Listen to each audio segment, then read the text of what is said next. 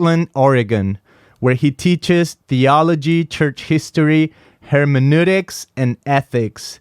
Now, this is so interesting. Prior to becoming a seminary professor, he was a nuclear engineer at Pacific Northwest Laboratory. Nuclear engineer. I mean, what? That's amazing, man. Yeah. That's so cool. And one more thing. Married with 6 children, Todd is a fan of all things Oregon State and enjoys running and reading, though rarely at the same time. Yeah, hopefully not. So good. Todd, I mean, these are some credentials right here. Nuclear engineer. How did you go from nuclear engineer to professor of theology? Well, I would love to say that I had a dream or a vision or something like that, some road to Antioch experience, but that just wasn't the case. I just found that what I was doing at the end of my workday, the ministry stuff, was more interesting and more fun and more fulfilling than what I was doing as an engineer. I don't hate engineering, but I love what I'm doing right now, for sure. So cool. So would you mind telling us a little bit of what are you doing right now? I mean, we read a little bit of that, but from your own words. Yeah. So, well, I teach at Western Seminary. I'm an elder at my church. I'm going to start my 19th year of teaching, which is strange because I still feel like the young guy.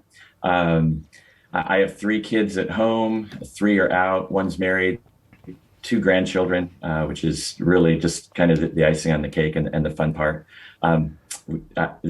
This is like my week off, my week in between. I just submitted summer term grades Friday, and next week we start with orientation for that. So yeah, I'm kind of in between right now. Wow, that's so good. And well, my kids are going back to school today, so I just came from dropping them off in school. They're all in elementary grades, so it's the first time ever that all my 3 kids are going to be in the same school at the same time, only for 1 year, so that's pretty fun to, just taking all the 3 there. But I mean, we're going to have a great conversation, and I want to ask you about why, I mean, this is cannabis and the Christian.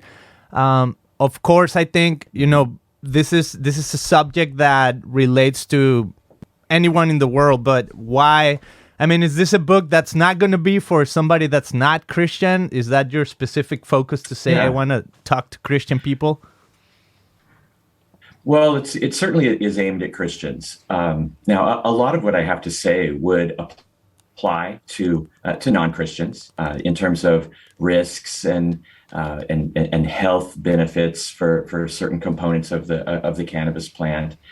So all of that applies, and I think that even if a person is not a believer or a follower of Christ, they still stand before the same God who created them, and so in that sense it applies. But what I'm mostly interested in is getting good information into the hands of people who want to follow Jesus, thinking about what the Bible has to say so that we can make good wisdom decisions. And I'm under no illusion that people who don't understand themselves to be Christians, who are not followers of Jesus, are going to be all that interested in honoring Jesus with their behavior and with their thoughts and habits and such. Mm-hmm. Wow, so good. And, when we talk about marijuana, I have like a list of 30 questions I would almost like to ask, but I'm going to try to focus on, personally, I feel like I've never been, my only experience with marijuana has been people who have used it and then committed a crime against me, in a sense. I have a little bit of a negative view of it. But I know there's a whole topic about, there's medical marijuana, there's CBD, and I think your book is really helpful in kind of like differentiating what it is not, the risk and stuff. So first of all, I would like to say I would like to ask this question. Why talk about marijuana? Like, you said in the book, like the churches is catching up to culture. Can you elaborate a little bit on what that means? Yeah. So here in the state of Oregon, we legalized medical marijuana some time ago, recreational marijuana a little more recently, but still we're one of the first states. Uh, Portland, Oregon, where I live, right across the river from the state of Washington, and Washington and Colorado were the first two states to legalize recreational marijuana. And I write about this in the book, but this is how the whole thing started for me, is that the day after recreational marijuana was legalized in the state of Washington, one of the people in our congregation came to us, the leaders of the church, and asked, hey, now that it's legal, can I just go across the river and smoke some pot? Would that be okay? And we realized that the typical answer that Christians had always leaned upon for why you should not smoke pot was no longer available for all practical purposes. We could no longer say, no, you can't. It's against the law. And so we had to start thinking like Christians about it. And in order to do that, we had to plumb the Bible for what it has to say. Of course, marijuana is not in the Bible, but the Bible has a lot to say about intoxication. It has a lot to say about discipleship and wisdom and honoring the Lord and taking every thought captive in obedience to Christ and things of that nature. And so I put some thoughts together on it and presented them at a pastor's conference here in the state of Oregon. And it was just supposed to be a breakout session, but by the time that I actually did the breakout session, it was basically a plenary session. It was just packed. And I realized then that what our church had experienced was very common. The churches just didn't really know how to think intentionally about marijuana use, either recreationally or medically. There's a stigma attached to it, but just saying, no, you can't do it because that's not what Christians are supposed to do would not be a sufficient answer. And so from that point on, I ended up getting invited all over the place to speak on it. And then the publishers at Broadman Holman thought this would be worth a book on. And and so I think that the church has some catching up to do because it's definitely it's either in your state now or it's coming to your state. It's just a matter of time. Yes, I think so. And even as you said in the book, what was smoked in the 1960s and 1970s is not what is being consumed today. And you talk about the risks and is it addictive, but that point about it's coming to your state, and I think it's coming to the world. Right? This is everywhere. So I think as Christians, sometimes the assumption is if it's legal, then it's okay, right? But now I think there's the boundaries between what's legal and what's right are a little more confusing nowadays. Mm-hmm. So I think this is where your book has been so helpful. And like I was saying, it's kind of like a short read, but it's so helpful that it really talks about what the Bible says and doesn't say about marijuana and what it means. But could you elaborate, first of all, like, why are there so many names to marijuana? I mean, what's the difference between marijuana, CBD, pot, cannabis? Like, why all these different names? Yeah, well, so there's a couple different things just to answer your question there. The Latin name for the plant, the scientific name for the plant is where our word cannabis comes from.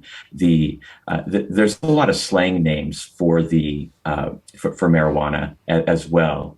Now CBD is a component of the cannabis plant, just like THC is, and the cannabis plant is a highly complex plant, lots of different components, some of which are psychoactive. Some of which are not, but there's all sorts of slang names.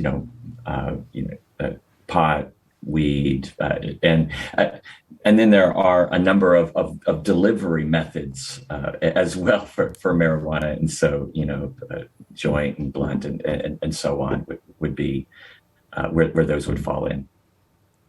Okay, and when it comes to marijuana and the Christian, I think there's this perception that, okay, it's not in the Bible, but the Bible talks about trees and talks about, weeds or talks about plants that come from the ground and God saying, hey, God said this is good, right? God's good creation. So could you elaborate a little bit about what it means when the Bible says that something is good, and can that be applied to something like marijuana? Yeah. So let me answer just first something was implied in what you said, which I think would be helpful for some, is that the word tree is certainly in the Bible, and the word weed is in the Bible as well, but those don't reference the cannabis plant. Those are modern day slang terms for the cannabis plant. Now, so those don't apply any more than like references to pot in the Bible, because there's pots and pans in the Bible, but it's not talking about the marijuana plant. And for most people, that would be like, well, no, duh, I already knew that. But it's surprising the kind of questions that I get on this. So then, how are we supposed to think about marijuana as a plant when the scriptures say that plants are good? Well, I would say that plants are good, that God created the cannabis plant, and God is a good creator. And so the cannabis plant is a generous provision of a good God. But like all of God's good gifts, they are to be used responsibly, and they can be used irresponsibly, or they can just be misused as well. You know, that like arsenic is a good provision of a generous God. That doesn't mean that I should drink it, right? Things will go sideways very, very quickly. And so, but I do think it's important that we start there. That the cannabis is a creation of a good God. It's a generous provision, and we need to figure out what its uses are and how to use them responsibly. And then at that point, you know, it's the same thing we see in Scripture, right? Good creation and then a fall. Well, cannabis, good creation, but then there's a fall, but it can also be misused. And that's what I'm concerned about. Mm-hmm. Yeah, and we'll talk about a little bit about the risks of marijuana in a little bit. But this point of just marijuana, well, one of the things that you say in the book is that what would be, even if we legalize things, right, and we say, okay, what age is good for somebody to start, exploring marijuana, and you even say something like, if the brain's still developing and you take it and you're younger than 25 years old, your IQ will be reduced, and it's more prone maybe to mental illness and violent behavior, or it affects your personal ambition. So what are some of the risks that we are unaware of when it comes to marijuana, when it comes to this good plant that could have bad outcomes? Yeah, no, and I think that's really important if we're going to make wise decisions about its use. So it just makes sense that we would know what the benefits are, and then what are the risks. And you mentioned a few there. THC, which is the psychoactive component of marijuana. It's one of the psychoactive components of it, but that's the one that people are most interested in, because that's the one that produces the high, that sensation of euphoria and peace that the people are after when they're looking to get high. THC interferes with brain development, and so if you're underage, while your brain is still developing, I would say it would be a very, very bad idea to begin experimenting, and certainly to become a regular user of marijuana. THC demonstrably, I mean, this is not up for debate, right? It's like, 9 out of 10 dentist survey. No, this is like 10 out of 10 doctors. THC interferes with brain development. Now, that doesn't mean that if you pass by someone who's smoking a joint that you're going to get stupid all of a sudden. I'm not saying that. I'm not saying that if you experiment with it, but if you are a regular user, then it will interfere with brain development. Now, this is concerning because for men and women, our brains develop at different rates. The female brain generally is fully developed at an earlier age than the male brain is, and of course, women knew that already, right? So for females, brain development is complete usually around age 21 or 22, somewhere in there. For men, it's 25 to 27. And so becoming a regular user before the age of 25 to 27 can have lasting outcomes. See, this is the problem, is that if that interference with brain development, you don't get it back. You don't get it back. Your brain is basically stunted for life at this point. It's not like you quit smoking and then your brain, catches up or something. That's just not how it works. Now, scientists haven't found that once your brain's fully developed, you can get wasted all you want, I suppose. And it's the THC is not going to destroy your brain. You might not be at your mental best while high, but you will sober up and not be stupid. You mentioned the IQ. One study that I saw showed as much as an 8-point drop in IQ, and that's a lot, because normal range is between 80 and 120. So 8 points is significant. Now you're not going to hear that because the marijuana lobby is powerful, and popular culture, for whatever reason, just loves marijuana right now. And so I think there's a lot of misinformation out there. One big part of the misinformation is this statement that marijuana is not addictive. Mm-hmm. Well, that's just patently false. It is addictive. Now, it's not as addictive as a lot of other things like nicotine or even alcohol, and certainly the harder psychoactive drugs. It's certainly not as addictive as opioids, but not as addictive doesn't mean not addictive. It is addictive, and adult regular users about 1 in 10 adult regular users will develop a clinical addiction to marijuana. A regular user would be someone who uses 3 to 4 times a week. If you're a teenage regular user, probably associated with this brain development, it's about 16 to 17% of teenage regular users will develop a clinical addiction, where your brain is shaped, your behavior is such that you will risk harm to yourself and others in order to meet this need, and that's just not a good place to be. And of course, the Bible has a lot to say about addiction. And then one other one that you mentioned too. The links between marijuana use and psychosis and mental illness, the evidence for that is just growing and growing and growing. Especially if you have a genetic predisposition toward mental illness, you should stay away from cannabis. It's just not good. It will hasten the onset of mental illness to you if you have that genetic predisposition. And again, mental health experts know this. They know this. It's just hard to get the word out. Mm-hmm. It's so hard to get the word out, and I think it's part of this. What you're saying is the lobbyists, and right now there's a big push, and like you're saying, the culture is loving marijuana, that it's being legalized. But to me, it's surprising that it is legalized for recreational use and still appears on the federal system as a Schedule I drug.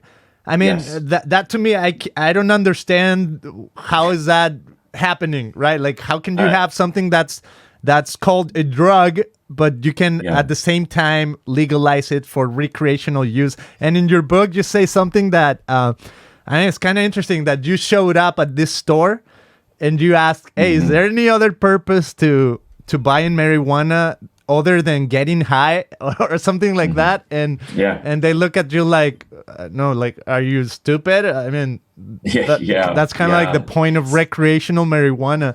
But as we go into this topic of, legalized, not legalized, and recreational marijuana, if there's no other thing than that for recreational marijuana other than getting high, but then you have all this people saying, hey, but there are good purposes for it, right? And there's medical marijuana. Can you, give us a little bit of light on the difference between one and the other? Yeah, yeah. So just to go back to that story, I walked into one of the just many cannabis dispensaries here in Portland, Oregon, where I live, and there's probably like a dozen within like 10 blocks. It feels like that's not that big an exaggeration. And just in doing some research, I went into people who were very kind, generous, and explained a lot of just how everything works. That they were really happy to help. And I asked them, this is going to sound like a dumb question, but is there any reason to smoke pot recreationally other than to get high? She just laughed at me like, no, what a stupid question.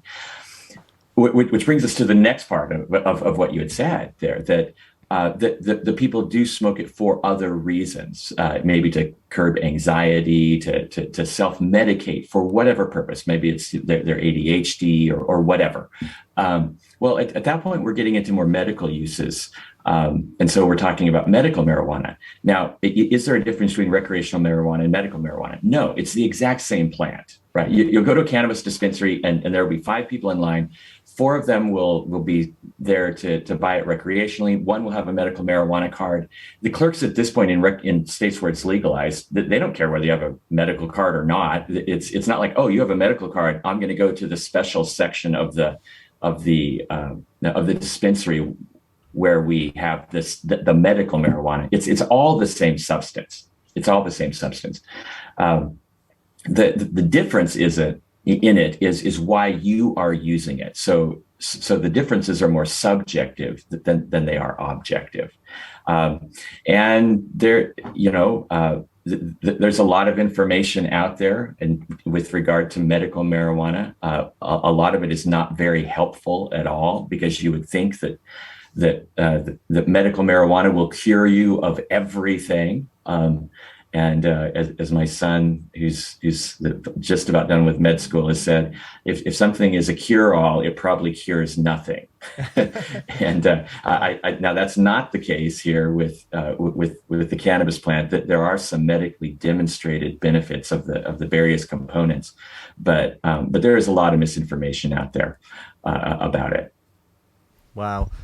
And so let's move a little bit into the topic of how does this relate to the Christian, right? I mean, we have culture is accepting it. Like you said, it's coming probably in no time. It's going to be in all 50 states and all around the world, right? Everybody's going to be smoking pot because it's like the new cigarette, right? Who cares about nicotine anymore when you have cannabis? Yeah. Unless you're addicted to nicotine, then I guess you'll be caring about nicotine at that point. That's true.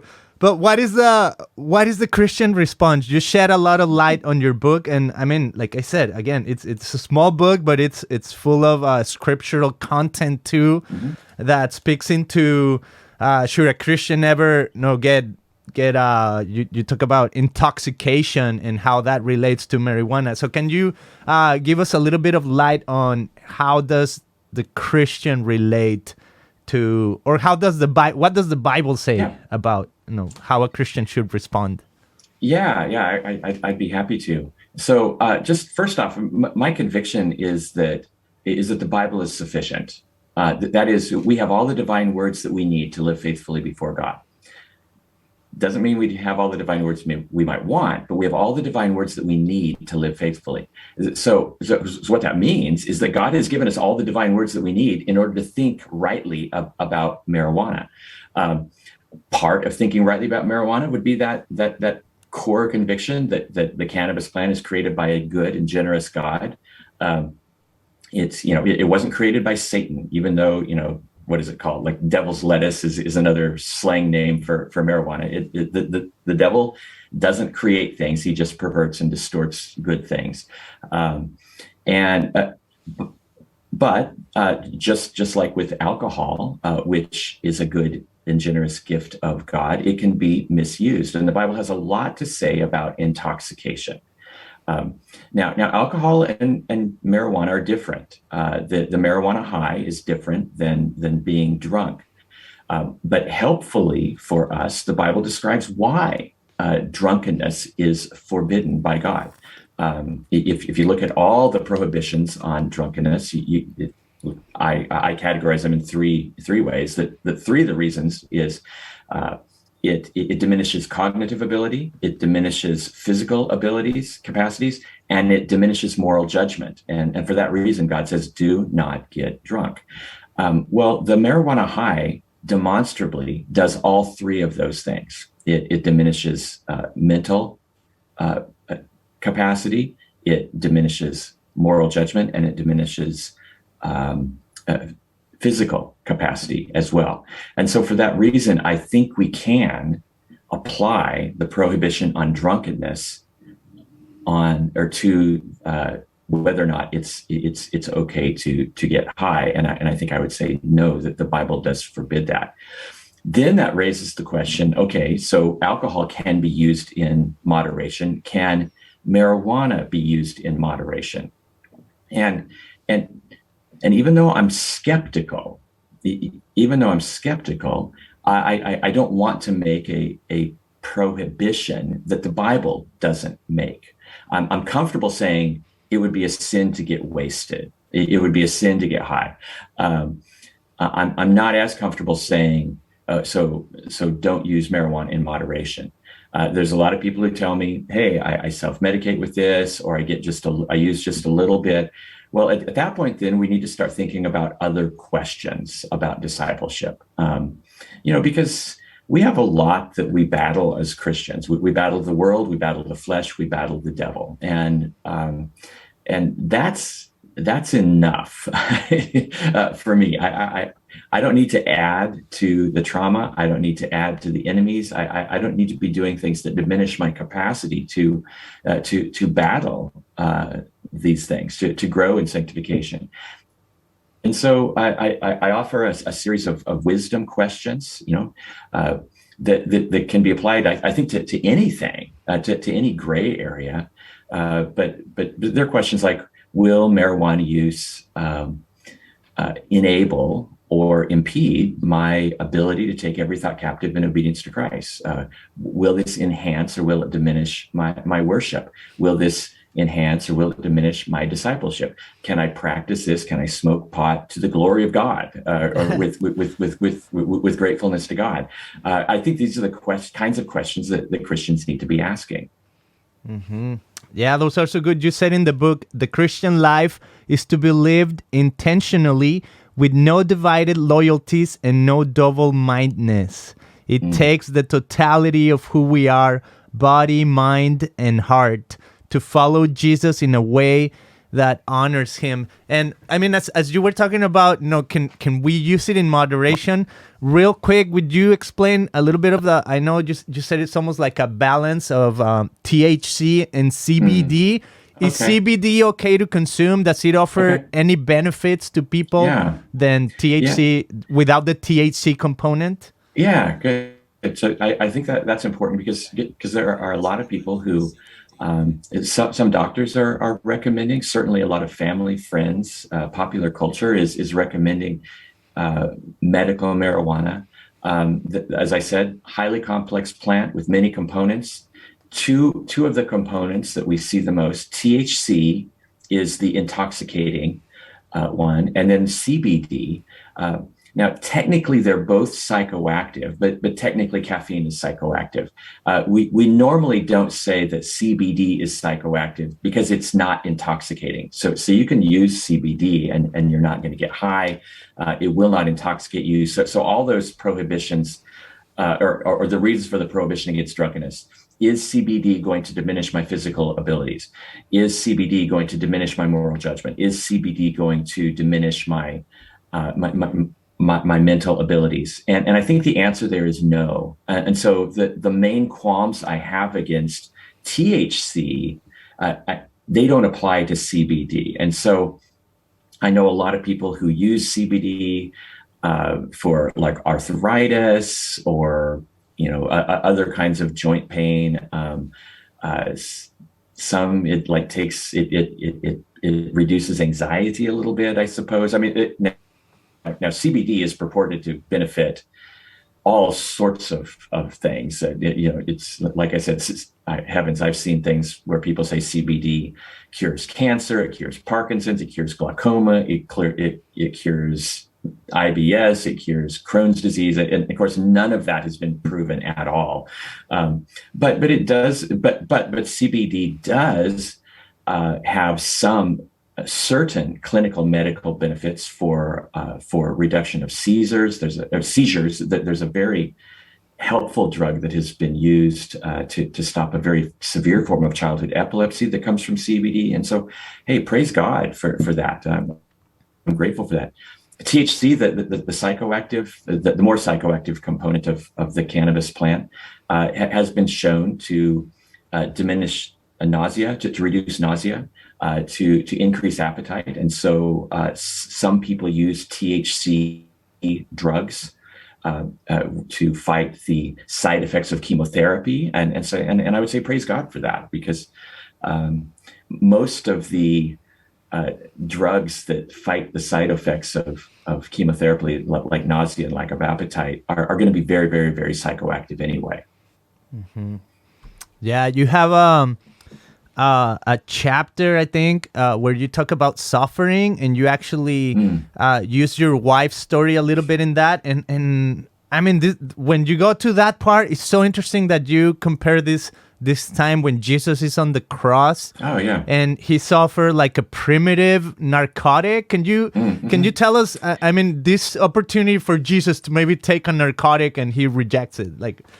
Yeah. And so it's interesting to me now that when Jesus is on the cross, there's these ladies who offer to him this wine that's mixed with myrrh, which appears to have been, I think this is the common scholarship now, appears to have been a kind of narcotic that would take the edge off the suffering. It was a mercy ministry of this of this group of ladies, apparently, and yet they offer it to Jesus and he refuses it.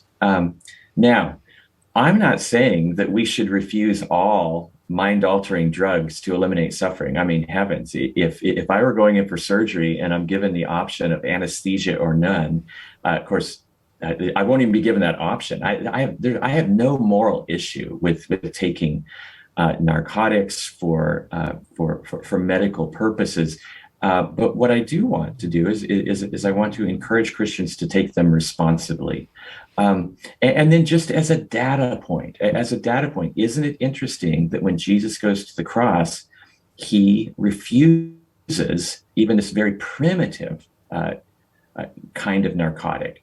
Now I'm not saying that means that no one should ever take one. What I'm saying is, isn't it interesting that he did? It has to be a data point for us to consider. Now, and I don't know why. Maybe he wanted to be totally clear-minded as he suffered and died for the sins of the world. Maybe that's why. Mm-hmm.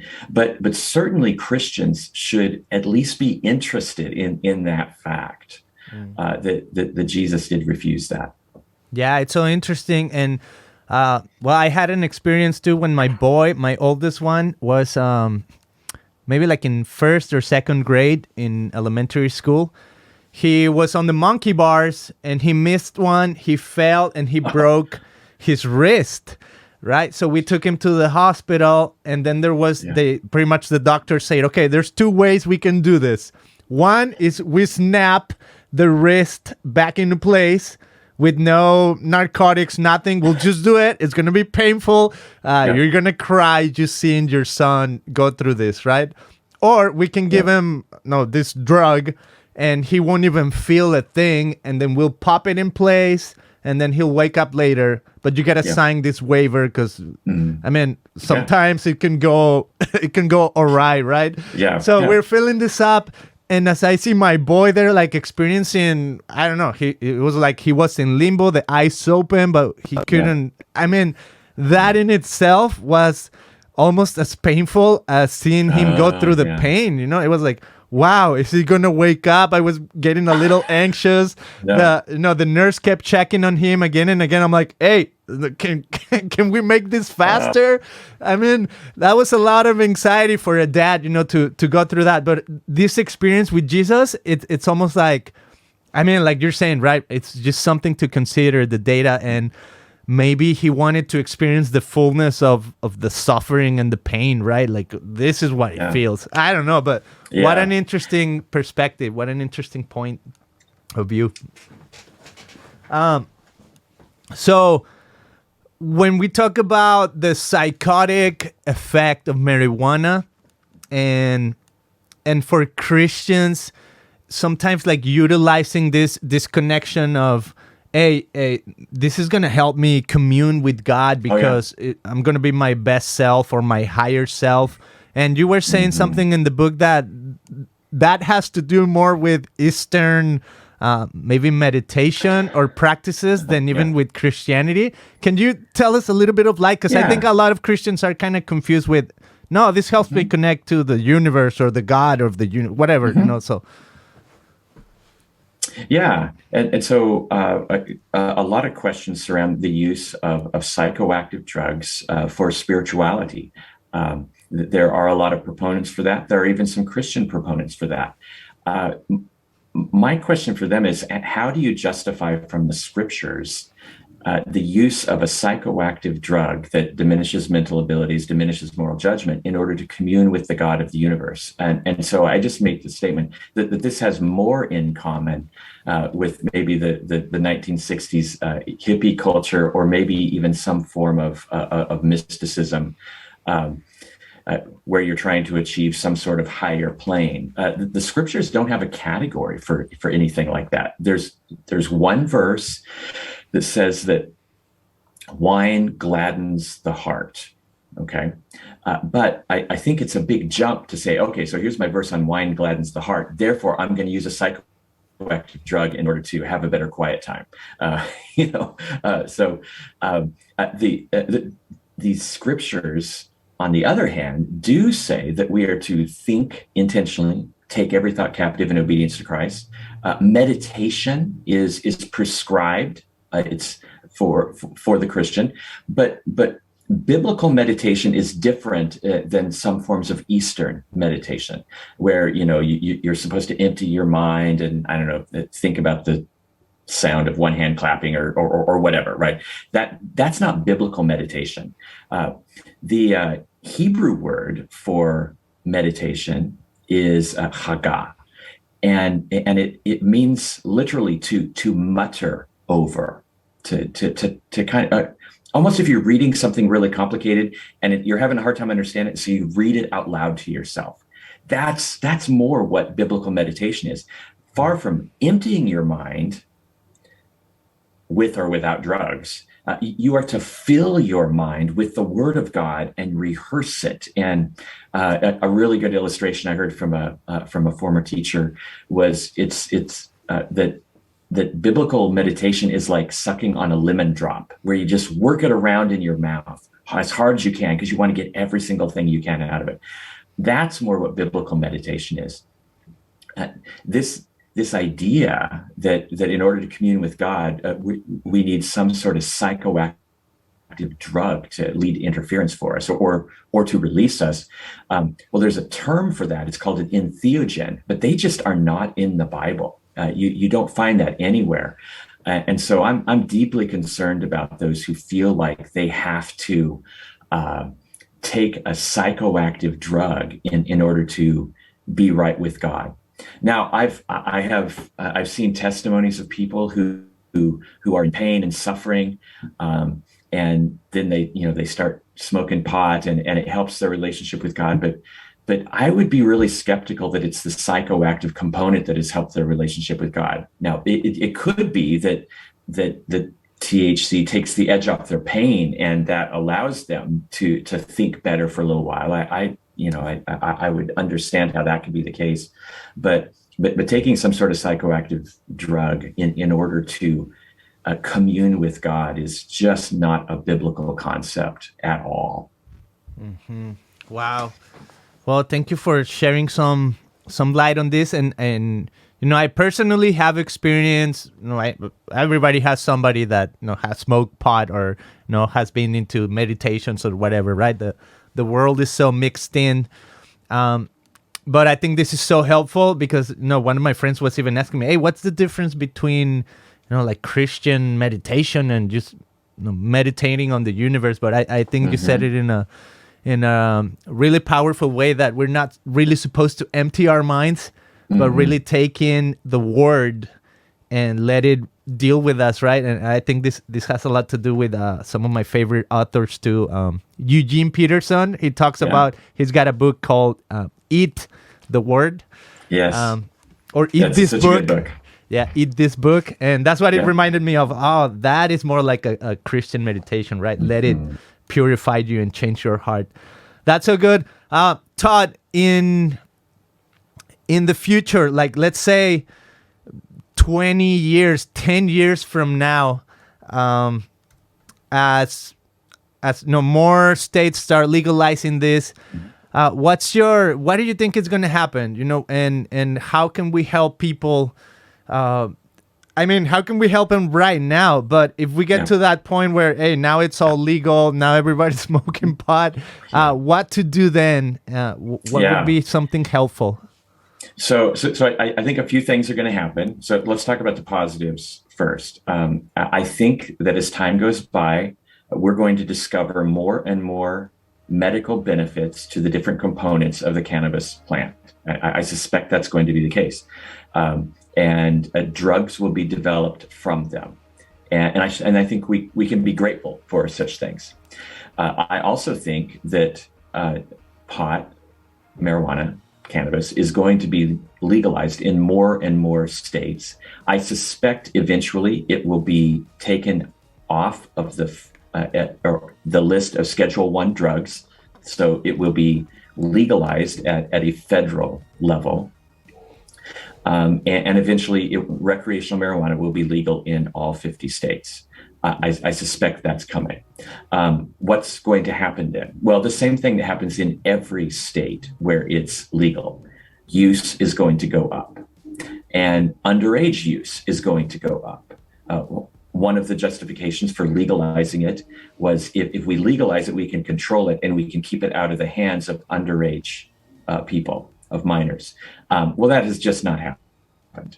Everywhere that marijuana is legal, recreational marijuana is available, the use by minors increases.